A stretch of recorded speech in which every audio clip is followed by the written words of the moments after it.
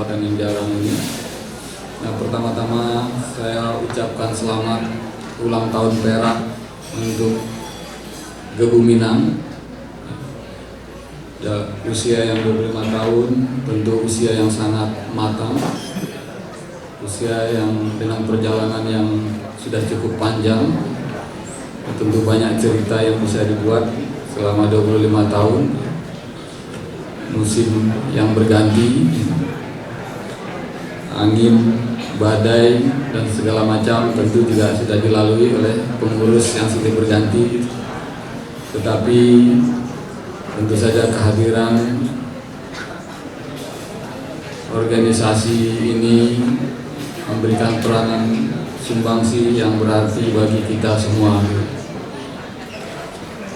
Pertama tentu saja sebagai perekat kita, media tempat untuk menyambung tali silaturahim antara kita yang ada di rantau dan antara kita yang dirantau dengan di kampung halaman. Saya harus mengakui tidak pernah sempat aktif, dan saya mengakui saya sering dapat undangan, tapi jarang bisa memenuhi. Padahal saya sih tidak sibuk-sibuk amat dulu. Tapi karena ini ini adalah ulang tahun Perak, ini ulang tahun yang luar biasa, 25 tahun.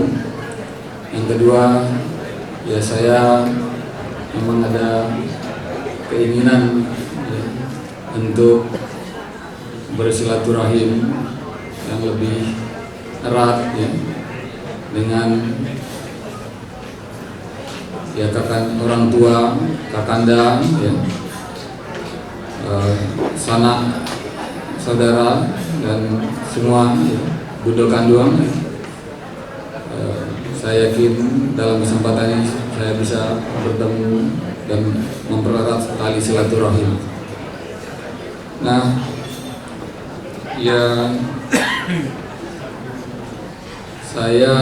pikiran saya sulit berpindah dari RPJMN.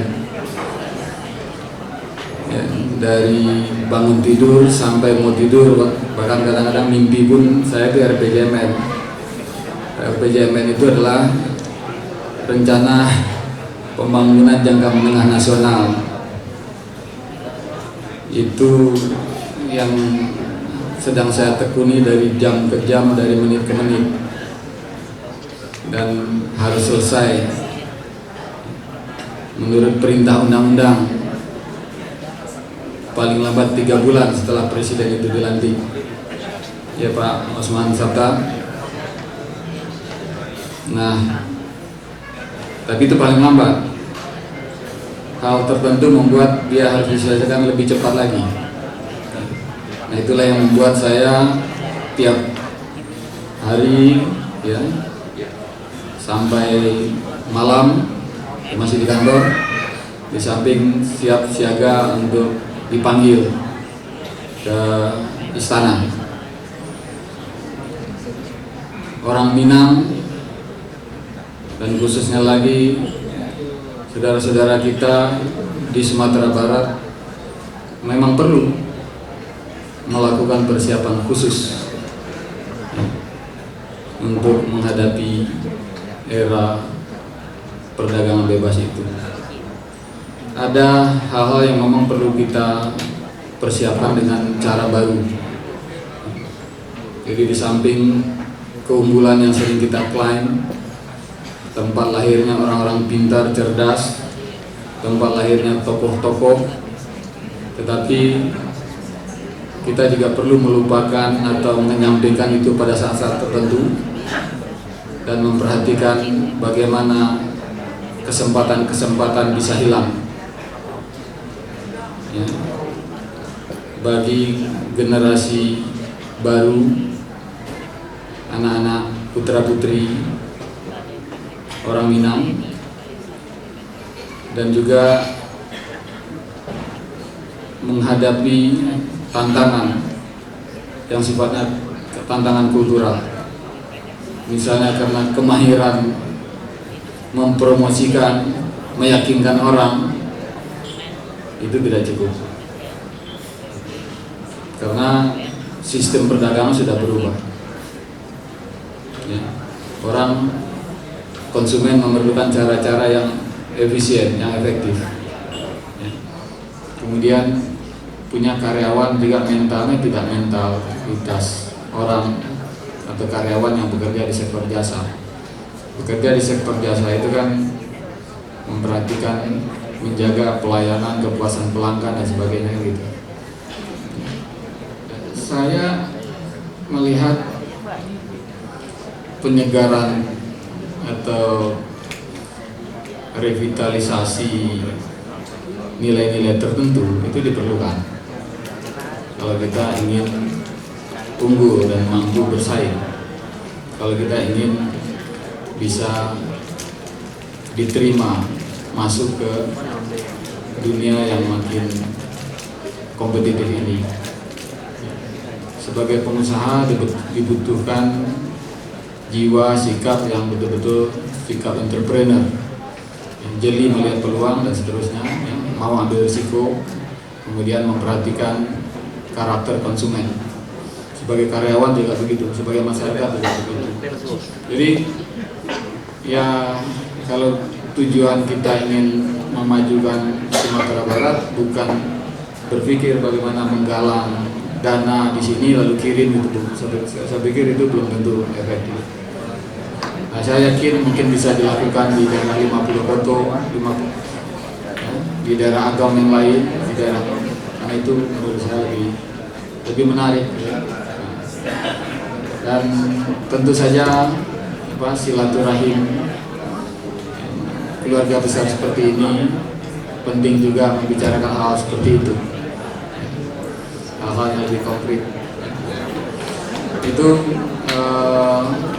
sedikit dari saya.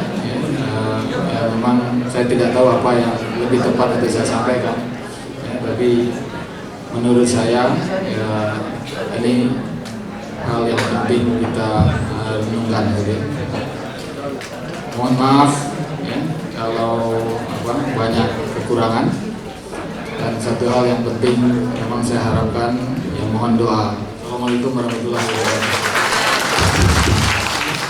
Dan tidak sabar lagi kita menanti kata sambutan dari yang terhormat Wakil Ketua MPR RI Bapak Dr. Usman Sabta Datuk Bagindo Nankayu. Kepada beliau kami persilakan. Assalamualaikum warahmatullahi wabarakatuh.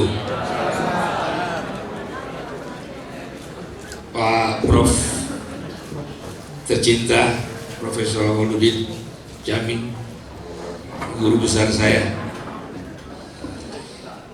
Beliau sangat sederhana menyampaikan pesan-pesannya tadi. Malu saya disuruh bicara yang terakhir, dan saya menyampaikan juga rasa hormat saya kepada Om saya, Om Yanwar Muin. Tadi saya lihat ada. Terus kemudian Pak Muhtar Naim, tetua, tapi banyak meninggalkan bekas-bekas yang membuat saya diundang. Lantas Ibu Aisyah, Ibu Hasim, Pak Menteri kita yang sudah memberi ceramah sekian jam, dan nikmatnya ceramah itu oleh orang-orang yang lebih tua mendengarnya dan mengingat kembali pengalaman-pengalaman yang lama. Dan saya mengerti maksud Pak Menteri itu apa, mengenai Bali dan Sumatera Barat. Bali terkenal dengan budayanya dan lingkungan orangnya yang mendatang. Jadi ya ada yang pakai swempak gitu ya. Dan untuk orang-orang asing itu sangat senang. Di tempat kita itu belum bisa diterima ya Pak Menteri. Itu persoalan yang Pak Menteri bicarakan tadi. Saya sangat memahami itu. Dan itu kesulitan nenek mama kita. Dan lagi banyak hal-hal yang menarik di kampung kita. Kami ini sama-sama dari Solo, Ambo orang Suliai. Ambo orang Suliai tidak pernah pakai bahasa basi. Ma Ambo orang Suliai, bapak Ambo orang Bugis. Dan Ambo senang dengan pembicaraan yang terbuka. Apa makna yang kita inginkan? Dan organisasi kita ini sebetulnya organisasi besar. Saya didatangi oleh ketua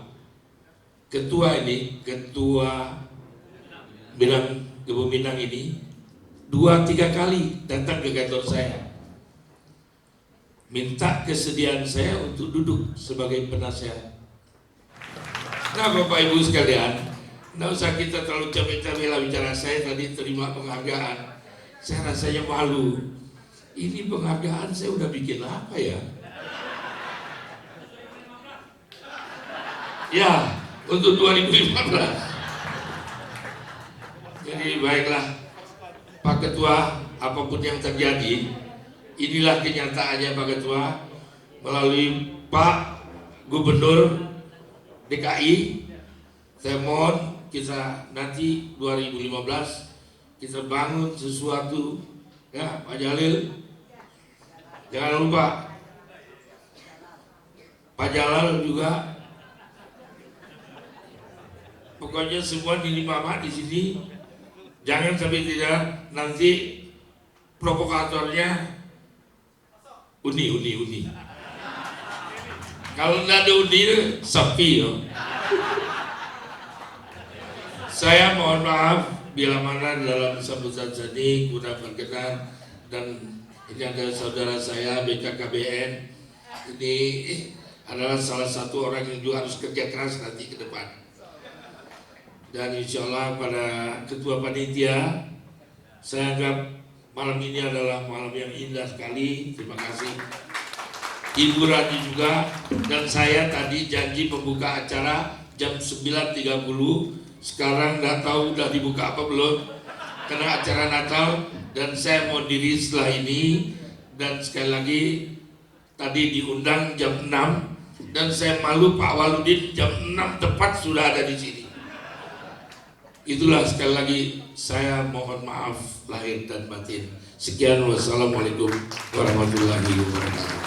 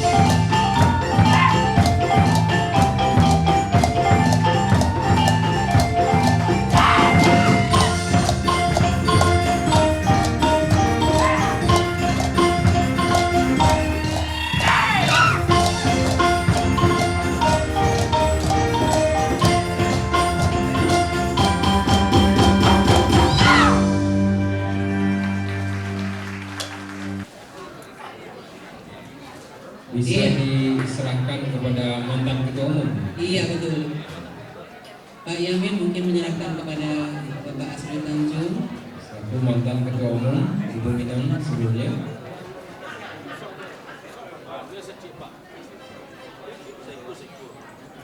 Ketua Dewan Penasehat. Singkat ayam kepada mantan ketua Budu Minang. Yang ketiga. Iya. Sebagai simbolis.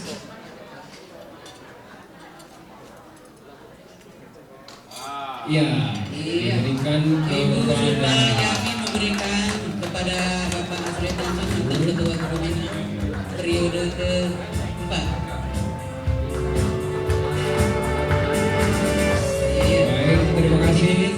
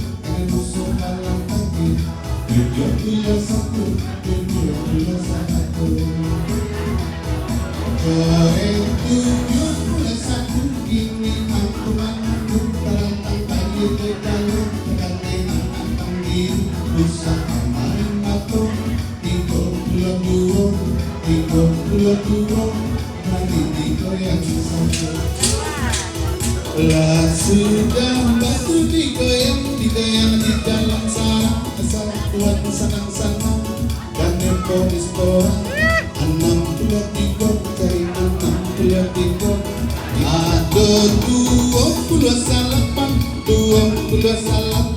alun ada nama tarimo inam tarimo 65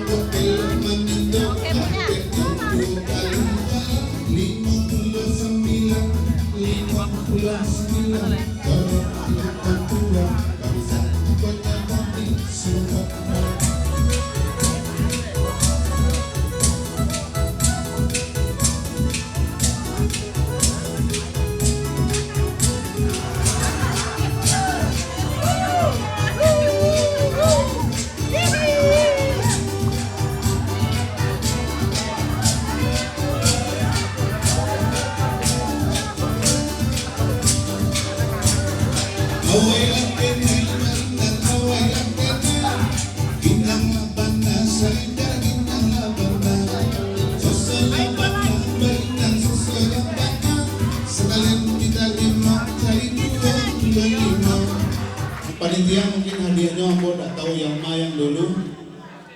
Kecelok panitia. Ya, hadiah itu banyak sekali disebut cinta. Ini